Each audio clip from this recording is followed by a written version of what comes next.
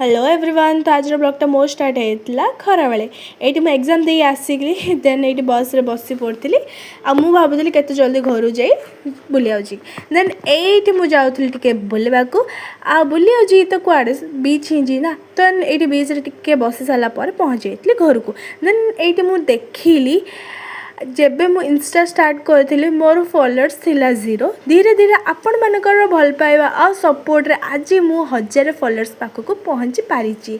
A lot of love समस्त को supporter मानक आपण मान बिना एटा संभव है न थांता।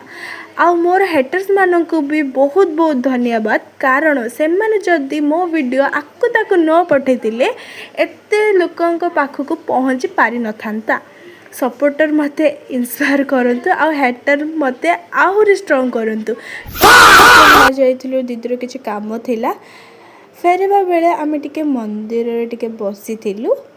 एबे मो घर को आसिकी देखिली मम्मा आज मशरूम तरकारी करिसंती सेटा को तो खाइबा को जाउची आज पय एतिके रहउची बाय।